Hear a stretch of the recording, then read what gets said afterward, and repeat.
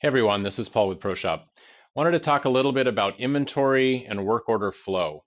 When we have companies that are talking to us about possibly moving systems because they're unhappy with their old one of the things they often complain about is their system forces them down a path of always having to build parts to inventory, and then they create some kind of order where they're pulling them out of inventory to sell to the customer.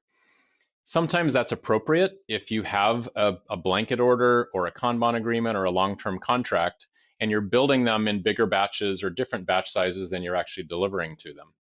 But sometimes your customer just places an order, they want 50 pieces, ship them, make them done, and it doesn't make sense to have to put them in the inventory and then pull them back out again.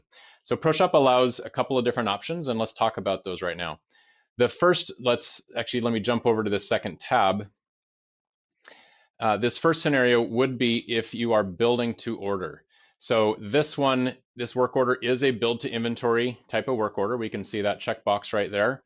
And what that means is at the end of the work order flow, the parts will automatically go to inventory. ProShop will create an inventory transaction, put them into inventory. Those parts will change from WIP into inventory at the cost that they were incurred at. If we come back to this main work order page, this one here is not a build to inventory order. This is a regular old work order, directly order from the client. We're going to make them, ship them, and invoice for them. And that works fine, and many ProShop work orders are run that way. But sometimes you have an order like that, and you want to make sure that you end up with enough parts to sell to your customer so you're not short. And you might start with some extra material or castings or whatever you're starting with. In this case, we have an order where we're starting with 50 pieces, but we only need 45 of them to ship to our client. So we can see here through the flow process of this work order, the team did great. We didn't have any fallout. We started with 50 and we ended up with 50 good parts in final inspection.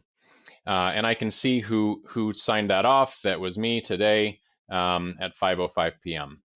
But you'll notice this little arrow right here.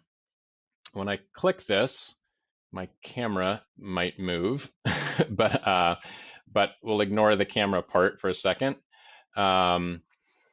So I can say, hey, I'm putting 5 of these parts in inventory, say where I'm going to put them, what rack and shelf I'm going to stick them on, and it can even record what the sales likelihood percentage is. So if this is, say, a contract order that we do all the time, that could be 100%.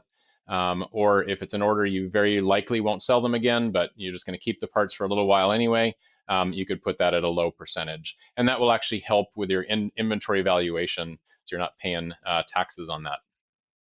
So you can set that up, and ProShop will automatically do an inventory transaction for that amount of parts right away.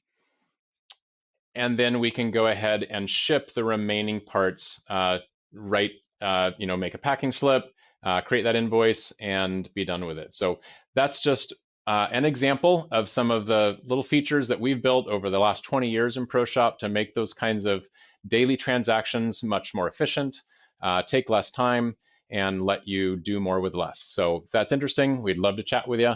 And thanks so much for watching.